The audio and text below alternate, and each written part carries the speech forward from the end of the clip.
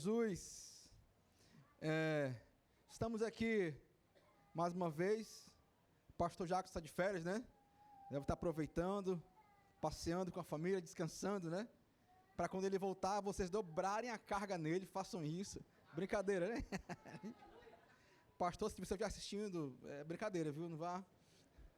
Mas, irmãos, em janeiro estamos falando uma série sobre começar, sobre começos, né? E antes de ler o texto e dizer por que eu escolhi esse texto, queria que os irmãos, não sei se vocês fazem isso, lá em casa nós temos um costume, né? Volta e meia, quando vira o ano, nós sentamos e fazemos planos, colocamos mais metas para, não vou dizer meta, vou dizer objetivos, planos lá para a família, né? O ano passado foi muito corrido, mudamos para cá, para o Rio de Janeiro, a gente ficou um tempo, eu fiquei sozinho aqui no Rio, minha esposa lá na nossa cidade, e nós não fizemos planos, não colocamos no papel. Esse ano, já estamos na nossa casa, reunidos, decidimos fazer os nossos planos. E uma maneira de você começar o ano é colocando no papel ali as suas metas, os seus objetivos, né? E nós fizemos isso com a minha esposa e minha família. Vou ler para vocês alguns dos nossos planos para esse ano, para vocês compreenderem. Nós temos planos para a família, que é para todo mundo, eu, minha esposa e minhas filhas, e cada um também tem o seu plano. As crianças já saíram, né? A Maria Glória, que é a mais velha, ela iniciou: papai, esse ano eu quero conhecer a neve. Olha isso aí. Quem quiser abençoá-la aí, tacar a passagem, pode comprar para ela, só que ela não pode ir sozinha, a gente tem que ir junto, né? Ela quer conhecer a neve e também ela quer praticar um novo esporte. E ela deu como sugestão ou tênis de mesa ou natação, é um projeto dela, ela quer fazer isso, e a nossa ideia é que esse ano ela faça isso. Agora, os planos da família. Conhecer a neve, por causa dela, né, a gente colocou como plano nosso. Aqui eu anotei o novo idioma, eu quero aprender um novo idioma, a família, né, minha esposa já fala o inglês, já estudou, eu falo mal o português. Então, minha meta é aprender um novo idioma. Colocamos como plano também ler a Bíblia toda, que Deus nos ajude. A Raquelzinha tem o plano dela, andar de bicicleta sem rodinha, é o plano dela. Então vamos tentar ensiná-la e fazer aula de pintura. O meu plano para esse ano eu trabalho numa empresa que eu tenho que ter umas certificações. Eu quero ter uma nova certificação, um novo idioma. Esse aqui é minha esposa que colocou para mim, eu tive que aceitar. Emagrecer 10 quilos até junho. Segunda-feira a gente tem o futebol das águas, né? Irmãos, para ganhar do meu time tem que ser agora. Porque depois que emagrecer, já era, não vai ter canela que segure. Então, até junho perder 10 quilos. Eu coloquei um outro plano aqui. Conduzir 2 pessoas a Jesus esse ano. Amém? Quando eu fui ver esse plano aqui, tocou muito no meu coração algumas coisas, né? A minha esposa também, o plano dela, né? Olha só, um novo trabalho, aqui é um novo trabalho, uma certificação profissional também. Ela quer se aperfeiçoar nos idiomas que ela já sabe, e ela quer emagrecer 10 quilos também, até junho, olha, junto comigo. Começamos bem, final de ano, rodízios e comida, churrasco. Vamos ganhar 10 quilos para ter o que perder, né, irmãos? Então, começamos bem. E quando a gente sentou em família e viu alguns dos nossos planos, é importante pensar, e não há nada de errado nisso. Você planejar, pensar na sua saúde, pensar na sua profissão, pensar na sua família, mas não podemos deixar de pensar na nossa vida espiritual. Eu coloquei que conduzir 2 pessoas a Cristo. É pouco, mas eu não conheço pouca gente aqui no Rio. E a minha ideia aqui não é somente novos convertidos, é conduzir pessoas até que conheceram Jesus, desviados, afastados. Quem aparecer na minha frente, eu vou tentar conduzir a Cristo. Interessante pensar nisso. Nós estávamos reunidos no condomínio, lá onde a gente mora, teve um churrasco. Me convidaram, eu fui fazer esse sacrifício de ir para o churrasco. Alguns lá bebem, né? Eu não bebo, a gente estava lá conversando, e eles sabem que eu sou pastor, e no final, entre nosso grupo haviam alguns desigrejados, que um dia foram da igreja, e outros que não conheciam Jesus. Eles fizeram um convite para mim. Olha, pastor, o que você acha? Você toparia ir lá em casa fazer um culto? Eu falei, meu amigo, vai ter comida? Perguntei, né? Você está me pedindo uma coisa irrecusável. O outro pulou, a gente pode fazer. Ela era de uma igreja que tinha célula, fazer uma célula aqui, né? Na sua casa. Eu falei, amém. Eu falei, olha, eu não estou nem esforçando, Deus está empurrando. Olha aqui as pessoas, olha aqui as pessoas. De fato, irmãos, por que eu falo isso? E o meu tema nessa noite é começando pela eternidade. O que é isso? Quais planos que eu tenho feito, quais planos que você fez ou vai fazer para esse ano, que influenciam ou que mexem direto com a eternidade. Nós temos que pensar nisso.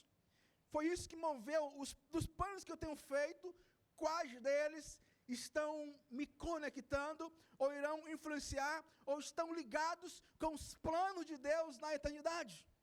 Então, pensando nisso, queria que você abrisse sua Bíblia lá em Apocalipse, porque nós iremos começar hoje, mas o meu convite nessa noite é que você comece os seus planos, não com os planos daqui da terra, mas com os planos da eternidade. Apocalipse, capítulo 21, ele fala sobre um novo começo, que é um novo céu e uma nova terra. Olha o que diz o texto. Eu vou ler aqui com os irmãos, que a minha versão é outra. Diz o seguinte, vamos ler do verso 1 até o verso 8. Então, vi novos céus e nova terra, pois o primeiro céu e a primeira terra tinham passado, e o mar já não existia. Vi a cidade santa, a nova Jerusalém, que descia do céu da parte de Deus, preparada como uma noiva adornada para seu esposo. Ouvi uma voz que vinha, uma alta voz que vinha do trono e dizia, eis o tabernáculo de Deus, eis o tabernáculo de Deus está com os homens, com os quais ele viverá, eles serão os seus povos, o próprio Deus estará com eles e será o Deus deles.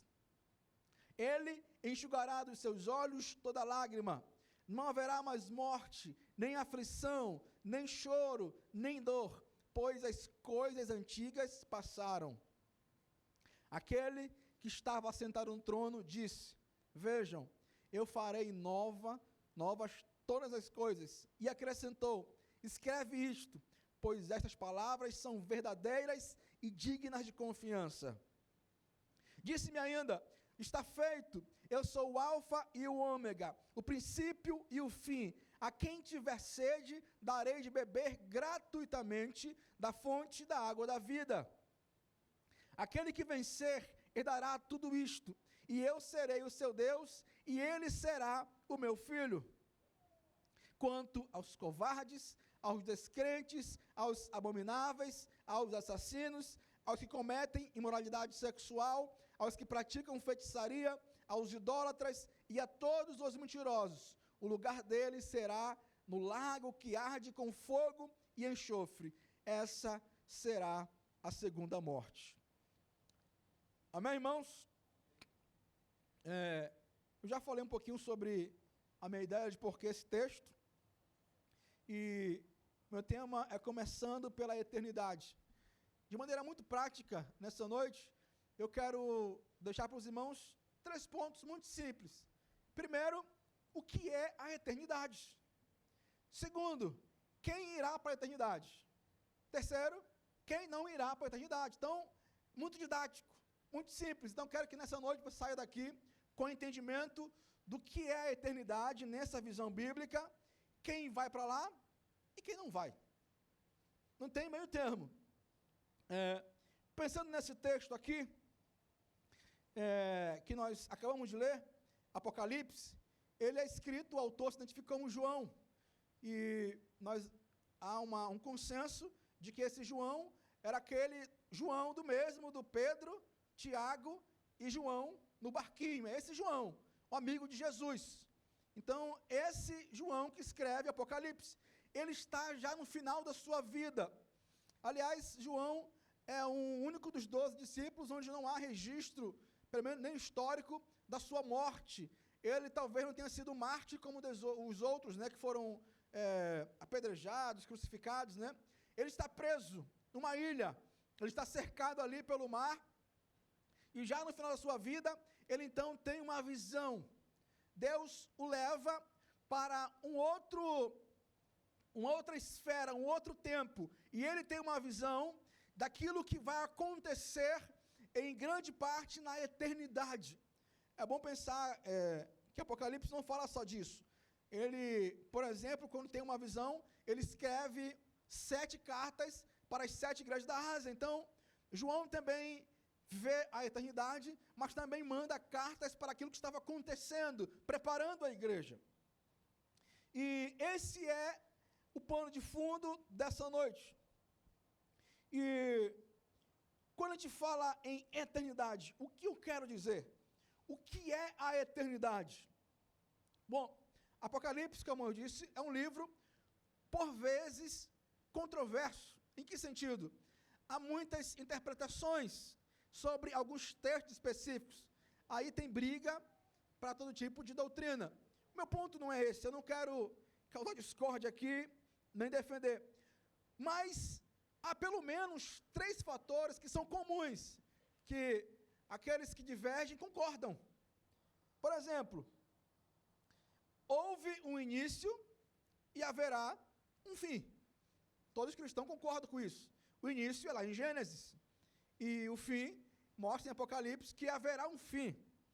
Um outro ponto que é aceito é que Jesus retornará em glória e a sua segunda vinda virá julgando os ímpios para o castigo eterno e os eleitos para a morada eterna. Então, é ponto comum que Jesus retornará. Ele subiu, tem lá em Atos, tem registro dele subindo, final de Mateus também, ele subiu, e da maneira como ele foi, ele irá voltar. E nessa segunda vinda que a gente chama, ele irá julgar os ímpios. Outra coisa que é comum, Deus governa sobre a história. Isso é fato. E o mal não prevalecerá. No final, o mal será derrotado. Então, esses pontos, eles são comuns. Agora, falando sobre a eternidade, o que acontece conosco quando nós morremos? Aí também é muito pano para manga, há vários pensamentos. Algumas religiões, como o hinduísmo, por exemplo, eles creem na reencarnação da sua alma, que quando você morre, você pode, por exemplo, reencarnar em um animal, por exemplo. Na Índia, há vários templos de vários animais, até templo dedicado aos ratos, porque, de repente, parentes deles, não são meus, alguns parentes deles podem ter reencarnado em ratos. Há espaço para várias crenças. Alguns espíritas, kardecistas, creem também que a nossa alma, ela pode até ser consultada. E há quem creia que você incorpora espíritos de pessoas que viveram antigamente e revelam coisas, né? Aqui é muito forte. O espiritismo, o kardecismo, são visões sobre o que acontece após a morte. Mas no meio cristão que nós vivemos, há três pontos também, que são praticamente o que a maioria dos cristãos acreditam. Os cristãos católicos romanos creem que depois da morte acontece o quê? Aqueles que serviram a Jesus vão para o paraíso. Aqueles que não serviram a Jesus, que não creem em Deus, eles vão para o inferno. Mas tem o meio termo. Aqueles que serviram a Jesus, mas não o suficiente, ou em algum momento da sua vida, eles abandonaram a fé e retornaram. Então vamos dizer assim que é uma fé que não foi suficiente para levá-los para a glória. Eles vão para o purgatório, lá onde a sua alma é purificada. E é por isso, daí nascem vários outros costumes, por exemplo, que as pessoas acendem velas para os mortos e oram para os mortos, porque eles creem que quando você acende uma vela, ou você intercede por aqueles que morreram, que estão no purgatório, você está ajudando eles a alcançarem a purificação e eles irem para o céu. Não é como eu acredito, mas é como eles acreditam. Purgatório, não há nem na Bíblia essa palavra. O único purgatório que eu acredito é o cachorro cheio de pulga. Outro purgatório não acredito que exista. Há uma segunda vertente, que boa parte quem defende são nossos amigos adventistas. Eles creem que quando você morre, você fica em um sono profundo. Você dorme, literalmente dorme, esperando até a volta de Jesus. Quando ele voltar, você irá ressuscitar e acordar, e então será julgado. É como creem os adventistas, por exemplo, e algumas denominações também creem nisso. Como nós cremos? Nós cristãos, reformados, presbiterianos, nós cremos que, como a maioria das igrejas defendem, quando nós morremos, automaticamente, nós iremos para 2 lugares.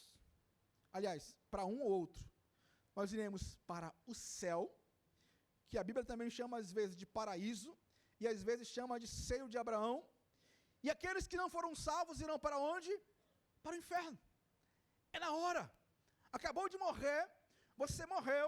Se você for, por exemplo, em um velório, nosso entendimento é que aqui está o corpo, mas a alma já não está mais aqui. Está em um lugar ou de descanso, ou um lugar de sofrimento. E qual base nós temos para isso? Há uma passagem em que Jesus conta uma parábola, fala sobre o rico e Lázaro, muito conhecida. Inclusive há uma discussão de que talvez ela não seja uma parábola, mas uma história real. Por quê? É a única parábola, vamos dizer assim, o único ensino em que Jesus dá nome a alguém. Todas as outras parábolas, ele sempre fala, o filho pródigo, a ovelha perdida, nunca há um nome. Essa é a única passagem em que Jesus falou, havia um rico e um homem chamado Lázaro. O que leva a crer que Jesus tivesse feito um recorte dessa história, que de fato aconteceu, estaria ensinando. Nessa história ele fala que Lázaro era um mendigo, e havia um homem rico. Esse rico se vestia de linho, de púrpura, o homem toda a sua pompa, enquanto Lázaro era um mendigo e comia das migalhas que caía da mesa do rico.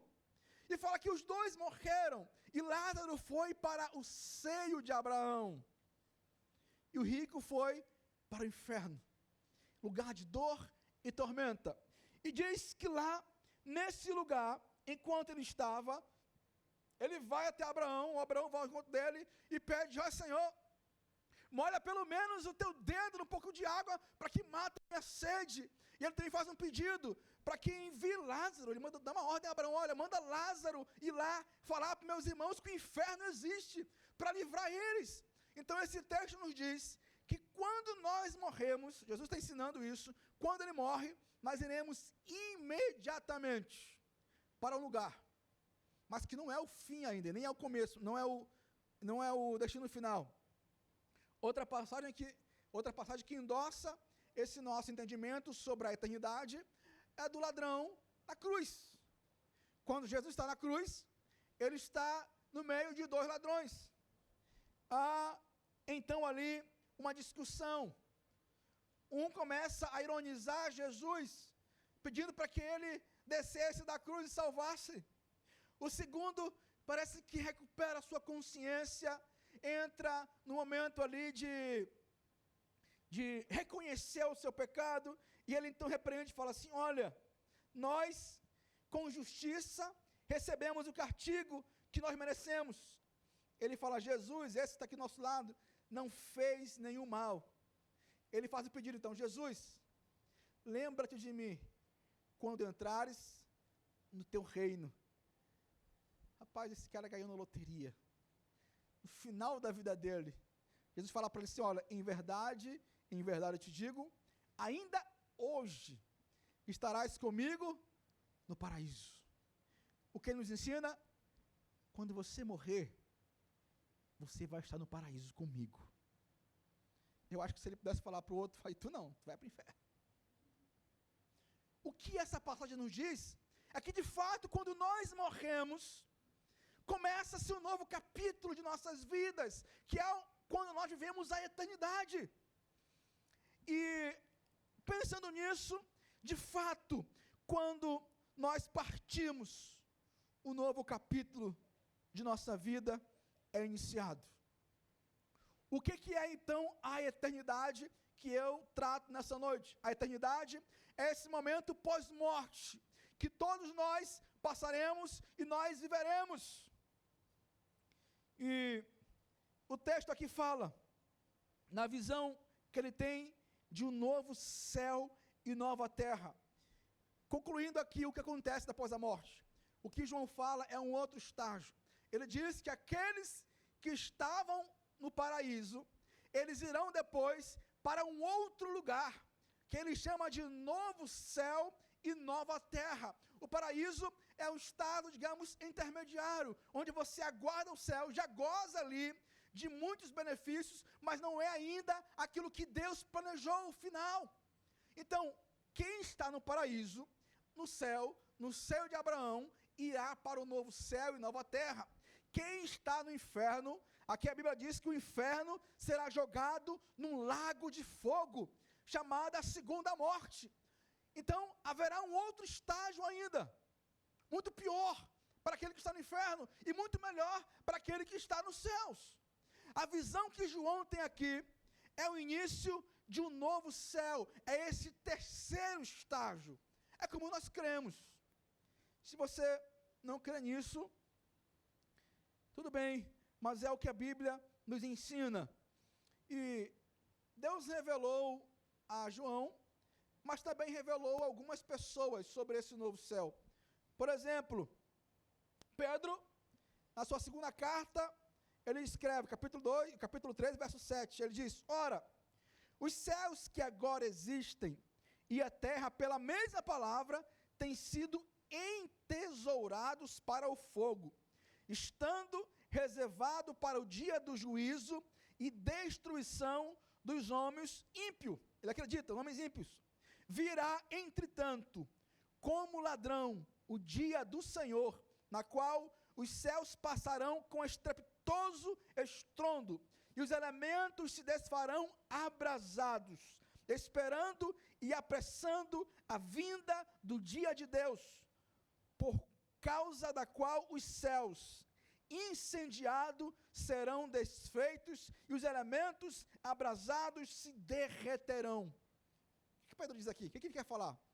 Ele quer falar que o novo céu, ele quer falar que a terra que nós conhecemos, elas passarão por um momento de renovação. Ela será totalmente queimada, destruída, zerada. E então Deus fará um novo céu e uma nova terra. Talvez tenha te decepcionado, mas o paraíso bíblico será próximo daqui, mas renovado. A ideia de novo aqui tem duas palavras que falam sobre o novo. A ideia do novo pode ser, que o apóstolo usou, foi o kainon, ou kainós. Ele poderia ter usado neon. A ideia do neon é algo novo que nunca existiu. Kainós é o novo renovado. Por exemplo, vamos supor que eu quebrei o meu celular. Eu preciso de um novo celular. Há duas maneiras de ter um novo celular. Eu posso pegar esse meu celular, levar numa assistência técnica, e lá eles vão renovar, vão baixar o novo software dele, vão consertar, e esse meu celular que já existia será então o quê? Um novo celular. Ou eu posso simplesmente destruir esse celular e trazer um novo. A ideia aqui bíblica é de um novo, de renovado. Isaías também diz, Isaías 65, verso 17, pois eis que eu crio novos céus e nova terra, e não haverá lembrança das coisas passadas, jamais haverá memória delas. Davi também fala sobre isso. Salmo 102, ele diz, em tempos remotos, lançastes os fundamentos da terra, e os céus são obra de tuas mãos. Olha o que diz o verso 26, eles perecerão, mas tu permaneces, todos eles envelhecerão como uma veste, como roupa os mudarás e serão mudados. O salmista disse que Deus irá renovar essa terra. De fato, será um novo céu e nova terra. Eu não quero entrar aqui na discussão de como será, até porque eu não sei também os detalhes, né? Deus revelou a João e não revelou a mim muita coisa, mas o fato é que por aquilo que nós temos lido, um pouco que temos lido, haverá uma eternidade. A pergunta que eu faço para você: você estará lá, nesse novo céu e nessa nova terra? Você é capaz de responder?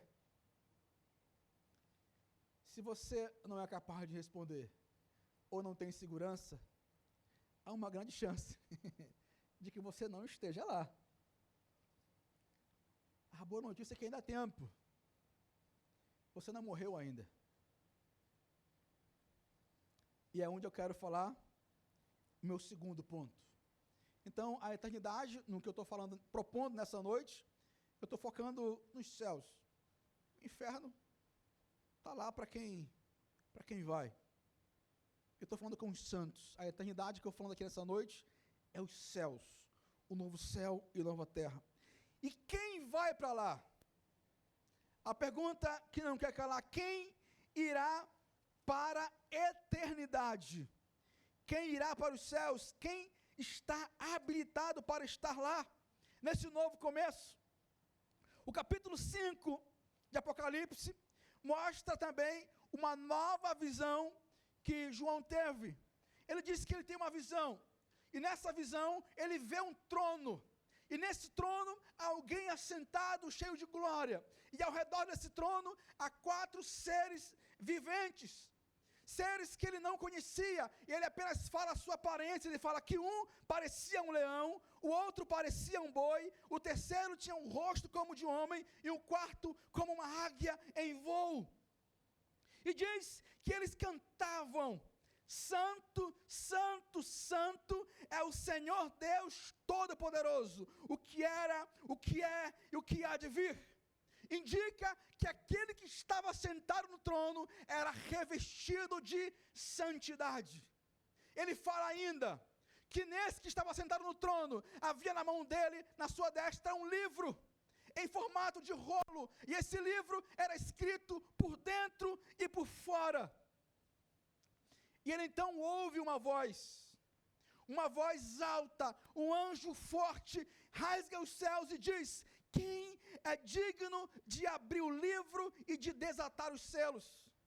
A visão que o João tem é que havia um homem, Deus, sentado no trono, e na mão dele havia um livro, e esse livro estava selado, estava fechado, haviam 7 selos nesse livro. Então esse mesmo anjo pergunta: ora, nem no céu, afirma, ora, nem no céu, nem sobre a terra, nem debaixo da terra, ninguém podia abrir o livro, nem mesmo olhar para ele. Nesse momento, João, na sua humanidade, diz: e eu chorava muito. João, na sua visão, entra então em prantos. João começa a se derramar em lágrimas, porque ele fala que ninguém foi achado digno de abrir o livro, nem mesmo de olhar para ele. João tem na sua visão celestial o trono, um homem sentado no trono, o livro, 4 seres viventes e 24 anciãos, e havia no céu uma pergunta: quem é digno de abrir o livro? Eu imagino que João nessa hora entrou em parafuso e foi tomado por uma grande tristeza.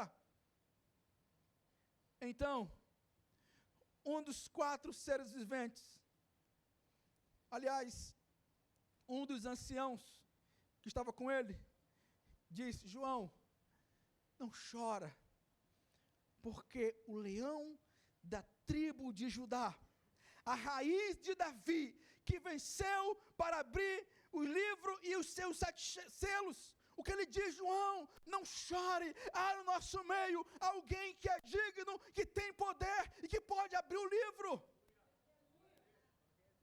Olha o que diz: digno és de tomar o livro e de abrir-lhes o selo, porque foste morto, e com teu sangue compraste para Deus todos os que procedem de toda tribo, toda língua, povo e nação. João teve uma visão. Essa visão, você sabe quem se trata, é Jesus. Ele disse que nesse livro, e à medida que ele vai abrindo os selos, uma série de catástrofes vai acontecendo. Ele vê mais outra coisa. Os selos são abertos. Começa uma série de eventos que iniciam o grande dia do julgamento. Ele fala então que depois ele tem uma outra visão.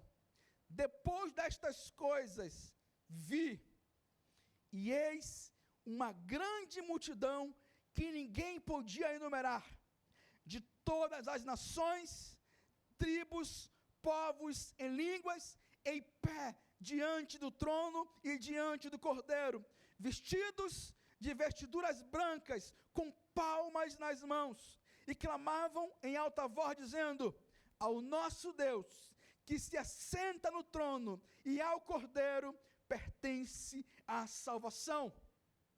O que João diz, que aqueles que estavam salvos, tinham nas suas vozes uma música, eles entoavam um cântico, e nesse cântico dizia que ao Cordeiro, aquele que morreu, aquele que viveu e ressuscitou, a ele pertence a salvação.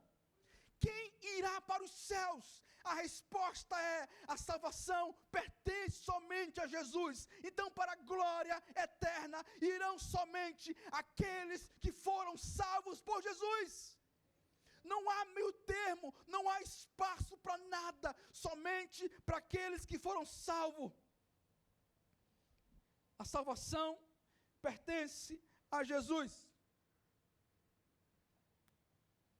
Sinto muito lhe informar, mas os céus não são alcançados por mérito.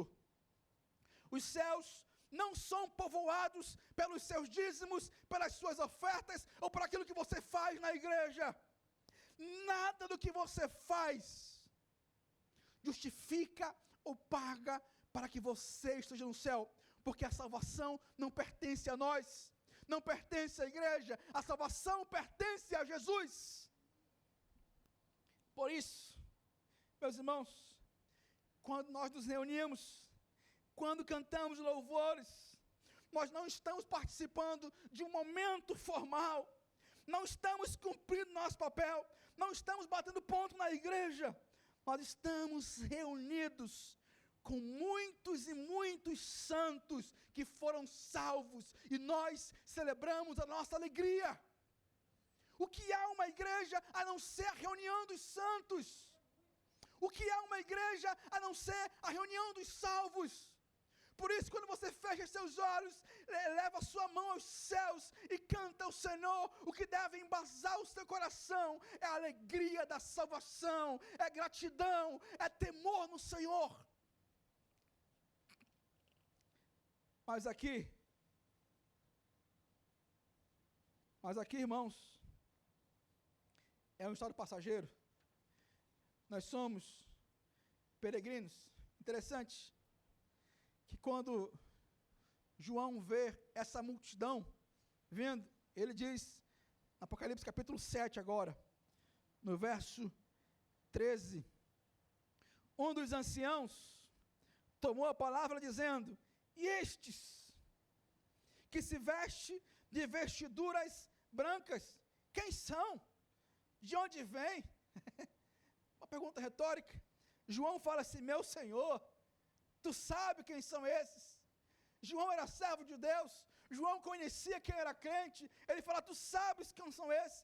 Ele então me disse: estes são os que vêm da grande tribulação, lavaram suas vestiduras e os alvejaram no sangue do Cordeiro, razão porque se acham diante do trono de Deus, e o servem de dia e de noite no seu santuário. E aquele que está sentado no trono estenderá sobre eles o seu tabernáculo. Esse ancião fala para João: esses aí jamais terão fome, nunca terão sede, não cairá sobre eles o sol, nem ardor nenhum, pois o cordeiro que se encontra no meio do trono os apacentará e os guiará para as fontes da água da vida, e Deus lhes enxugará dos olhos toda a lágrima. O capítulo 7, ele repete o que diz no verso 21, que Deus enxugará dos olhos toda lágrima. A mensagem de hoje, irmãos, é que você olhe para a eternidade. Ano passado foi um ano para mim muito difícil, em alguns aspectos, bons e outros. Vim para o Rio no final de 2024 para cá. 3 meses depois, minha mãezinha faleceu. Me ligaram de madrugada. Minha irmã me ligou de madrugada. Ela me ligou, eu já imaginei. Falei: como é que você está? Você está bem? A nossa mãe morreu. Que sensação terrível é essa? O pior de tudo, ela morava em Maués, morreu em Manaus, na capital do estado. Eu estava a quilômetros de distância. Eu falei: Senhor, eu queria muito me despedir dos meus familiares, acompanhar o cortejo. As passagens estavam caríssimas. Eu sabia que eu ainda ia conseguir. Para mim chegar a tempo, eu tinha que pegar daqui para Manaus, são 4 horas de voo. E ela iria, o corpo dela ia para o interior. Eu tinha que pegar pelo menos 2 voos. 4 horas até Manaus e mais 1 hora até a minha cidade. Eu tinha que ir logo, porque senão não ia conseguir chegar a tempo. Minha esposa estava lá comigo, me abraçou, chorei o que tinha que chorar, longe dos meus irmãos, falei com meu pai, meu coração aflito. Que sensação terrível, irmãos. É uma dor que você não pode se abraçar em nada, não pode se apegar em nada.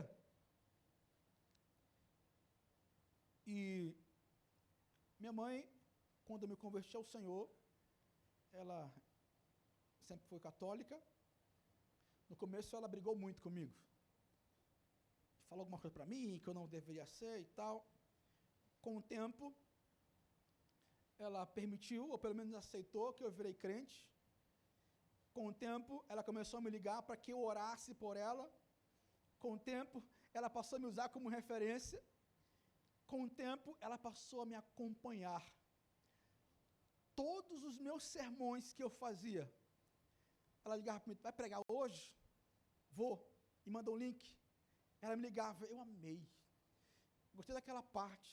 Meus irmãos, eu morei pouco tempo com ela depois de convertido. Tive pouca oportunidade de pregar para ela. Mas todos os meus sermões, ela assistia, depois se orgulhava: meu filho, como você fala bonito. Mãe é mãe. Não, mãe é mãe. E ela então se interessava, e quando dava oportunidade eu falava com ela. Na sexta-feira, antes de ela se internar, ela me ligou, e nós conversamos por bastante tempo, por muito tempo. Por que eu estou contando isso? A promessa que Deus nos dá é que no céu não haverá luto, não haverá dor, isso tudo ficará aqui. Irmãos, porque eu falo que nós temos que começar pela eternidade. Não percamos a esperança. Podemos passar por momentos difíceis, passar por dor, passar por tribulação, mas vamos começar olhando para a eternidade, porque isso tudo é passageiro. A promessa que Deus nos dá é que não haverá dor, nem pranto, nem luto, nem fome, tudo isso será passado. É o que nós teremos na eternidade. Eu quero encerrar aqui, sendo breve. Quem não irá para a eternidade? Isso não é para mim, porque eu estarei lá, em nome de Jesus. Amém? Mas tem uma passagem aqui, capítulo 21, verso 8, olha o que ele diz: quem não vai? Quanto, porém, aos covardes, aos incrédulos, aos abomináveis, aos assassinos, aos impuros, aos feiticeiros, aos idólatras, aos todos os mentirosos. Ele dá aqui alguns adjetivos, que são muito claros. Eu sempre sempre me interroguei sobre o que ele quis dizer, quanto, porém, aos covardes. Então, eu vou nessa noite me limitar a dizer apenas um grupo de pessoas que não irá: os covardes. Os primeiros da lista do caldeirão, os covardes. Quem são os covardes? A primeira coisa que a gente pensa covarde é quando, por exemplo, alguém muito forte, por exemplo, bate uma criança. Ah, você é covarde, porque você tem muita força, você usou de covardia. Não é esse o sentido, não é essa a ideia. Os covardes são aqueles que, podendo fazer alguma coisa, não fazem. Isso não fala com você? Você pode fazer, irmãos. Tem nas suas mãos a responsabilidade de pregar o evangelho. Os covardes são aqueles que, sabendo a solução, que conhecendo a palavra, se acovardam, têm medo, não têm coragem de pregar o evangelho. Aqueles que se esquivam. O João, que tem essa visão, ele teve um discípulo muito conhecido, o pastor de Esmirna, Policarpo de Esmirna, era o nome dele, discípulo de João. Nos tempos dele, ele estava já com seus 86 anos, começou-se uma grande perseguição por Roma. Todos agora tinham que prestar continência e adorar o imperador. Ele se negou a fazer isso. Ele então foi levado à presença do procônsul. O procônsul chamou ele: Policarpo, você é muito querido, esquece essa ideia, só se ajoelha, queima um incenso para o imperador. Olha o que Policarpo diz: há 86 anos eu tenho sido seu servo, e ele nunca me faltou. Como blasfemarei contra o meu rei que me salvou? Policarpo então é amarrado em estacas e é queimado vivo. Colocam fogo para que ele fosse queimado. Por algum motivo que eu não compreendo, diz a história que as chamas não queimaram ele, faziam volta ao redor dele. Então, indignado, mandaram que o esfaqueassem. Quanto aos covardes, Jesus nos diz: vocês são a luz do mundo. Não se pode esconder uma cidade construída sobre um monte. Também ninguém acende uma candeia e coloca debaixo de uma vasilha. Pelo contrário, colocam no lugar apropriado. Assim, ilumina a todos que estão na casa. Assim, brilhe a luz de vocês diante dos homens, para que vejam as suas obras e glorifiquem ao Pai de vocês que está nos céus. Vocês são a luz do mundo. Não se pode esconder uma luz embaixo da vasilha, embaixo não. Tem que colocar em cima. Quanto, porém, aos covardes, eu encerro nessa noite com uma breve história que Deus me permitiu viver. Para novo convertido, alguns meses de igreja, não sabia fazer nada na igreja, não cantava, não tocava, não prestava para nada, não sabia nem um versículo bíblico, mas eu queria ajudar em alguma coisa. Pastor, o que eu posso fazer aí? Rapaz, espera um pouquinho aí. Na nossa cidade, nós ganhamos um terreno, tinha um irmão na igreja que morreu, deixou para a igreja um terreno. Esse terreno ficava numa área afastada da cidade. E de repente começou ao redor do terreno, uma comunidade, um local novo. O pastor então, na época, o presbítero, ele reuniu 5 jovens da igreja. Eu estava de fora, porque eu não sabia fazer nada. Olha, vocês vão para lá, vão começar um ponto de pregação. Eu falei, pastor, eu posso ir com ele? Ele falou assim, vai meu filho, vai junto, vai pidão. Eu fui junto. Nós fomos num terreno, era um matagal, um mato. Começamos a capinar com enxada, com teçado, derrubamos lá o terreno, fizemos lá uns bancos de madeira, no chão mesmo, e começamos a evangelizar. Fomos de casa em casa, muitas pessoas pobres, muitas crianças, e eu consegui uma função. Dar uma função. A minha função era comprar o lanche das crianças. Eu era o mais amado. Quando eu chegava no local, lá vem o tio do lanche, me abraçavam, e eu fiquei, olha Senhor, muito obrigado. A minha função era só essa. Eu ia na igreja, pegava na época R$10, naquela época R$10 valia muito, comprava 12 refrigerantes e pão doce. A minha função só era essa, comprar lanche para as crianças. Não sabia cantar uma música de criança, não sabia tocar uma música qualquer. Comprei o lanche com muita alegria. Começaram a aparecer crianças. Começaram a vir crianças. E nós não dávamos conta de tantas crianças. Tivemos que aumentar a cota do lanche, porque não davam crianças mais. Mas tinha um problema. Naquele lugar havia uma igreja católica perto. E na época, cada padre, ele era responsável por uma região. E a igreja católica ajudava muitas famílias, com cesta básica, com tudo. Esse padre, filho do cão, ele foi de casa em casa, sabendo que tinha um trabalho com as crianças, e falou, olha, as mães que liberarem seus filhos para ir para lá, não vão mais ganhar rancho. Começou a usar os meios que ele tinha para parar o nosso trabalho ali. Domingo eu cheguei lá, com o lanche, só havia uma criança. Nós tínhamos 30 crianças, só foi uma. Ele estava meio com medo assim. Achei estranho. O que houve, fulano? Ele contou que o padre foi lá na palavra dele, né? E ele falou assim, olha, a mamãe me chamou e eu apanhei muito, de cinturão. Ele estava com umas marcas na costa, uma criança. Mas tio, não conta para ninguém, eu fugi, eu vim aqui. Aquilo já alcançou meu coração. Mas tio, pode ficar tranquilo, semana que vem, a gente vai trazer mais crianças para cá. Sabe o que ele fazia? O corajosinho, ele ia com os amigos dele e criaram um plano para levá-los para lá. Aqueles 30 antigos não foram mais, ele conseguiu outros 40, dobrou, aumentou o número de pessoas. E ele havia apanhado por ter ido para lá.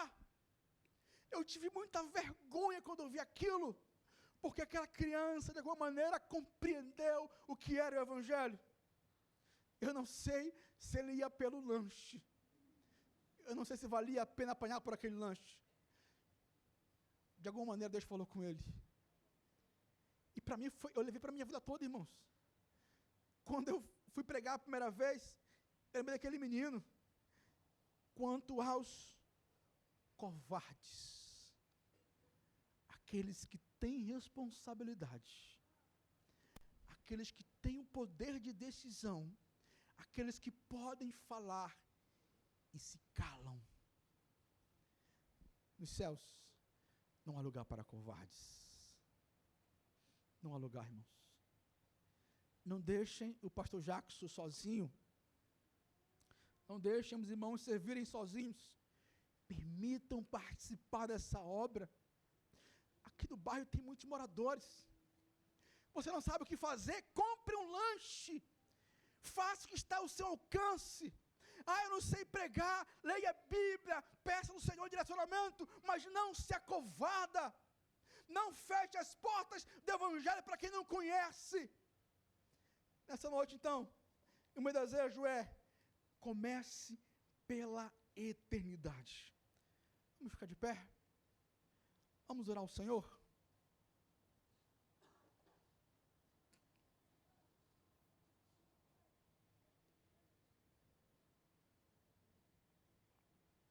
Feche seus olhos. Coloque diante de Deus. Vamos pensar na eternidade? Vamos sonhar nessa noite? Imagina como será esse dia. Como será esse momento? Será, Senhor, que eu encontrarei essa criança lá no céu? Tomara, Deus. Quem eu encontrarei lá, Senhor? Não sei. Mas alimenta na minha alma, Senhor Deus, o desejo cada vez mais forte de buscar as coisas lá do alto, Senhor. Aquilo que está aqui na terra é passageiro, Senhor. Aquilo que está na terra, Senhor, é passageiro, é efêmero. Aquilo que há no céu é verdadeiro, meu Pai, é eterno. Deus, Pai amoroso, Pai bondoso, estamos aqui, os teus santos, como igreja, reunidos nesse lugar, Senhor, para celebrar o teu nome, Senhor. Queremos orar olhando para a eternidade, Deus. Nós sabemos que ao Senhor pertence a salvação, e o Senhor, meu Pai, deu uma porção dela para essa igreja, Senhor, e nos alcançou, nos salvou, nos lavou, nos redimiu, Senhor. Eu creio, Deus, que nessa visão que o João teve, que ele via a multidão, havia muito de nós lá sim, porque estaremos lá para louvar o teu nome, Senhor, glorificar o teu nome, Senhor, exaltar o teu nome, Senhor, e cantar em alto bom tom, que a ti pertence a salvação, Senhor. Deus, nós temos muitos planos para esse ano, mas que em nenhum plano, na nossa família, o Senhor fique de fora, mas que em todos os planos, absolutamente todos os planos, o Senhor tome a frente, o Senhor seja a prioridade, Deus. Também, Senhor, se há entre nós aqueles irmãos que não conhecem ainda a eternidade, abre os olhos, Deus, abre os olhos espirituais, Senhor, derrama, Senhor, sobre esse irmão a tua unção, Senhor Deus. Ó Espírito Santo que está aqui nesse lugar, fala com tua igreja, Deus. Fala, Senhor, a cada um de nós. Fala com aquele que tem brincado com a fé. Fala com aquele, Senhor Deus, que tem negligenciado as coisas do céu. Fala com aquele, Senhor Deus, que tem brincado com aquilo que é sagrado. Aqueles que têm profanado, Senhor Deus. Fala, Senhor Deus, e que haja nessa noite arrependimento. Que haja nessa noite, Senhor Deus, restauração. Que haja nessa noite, ó Pai, perdão dos pecados. Que haja nessa noite real conversão ao Senhor. Haja no meio da tua igreja, Senhor. Fala, Espírito Santo de Deus, que está nesse lugar. Fala desde os menores, crianças, até os mais velhos, inunda esse lugar com a tua presença, de maneira que nós sejamos constrangidos diante da tua presença, Senhor Deus, de maneira que nós nos sentimos constrangidos diante do Senhor, tamanha é a tua presença entre nós, Senhor. Abençoa essa casa, abençoa essa igreja, que possamos viver novos tempos no Senhor, tempos abençoados, tempos de restauração, Senhor Deus. É como eu oro, Senhor, em nome de Jesus. Amém.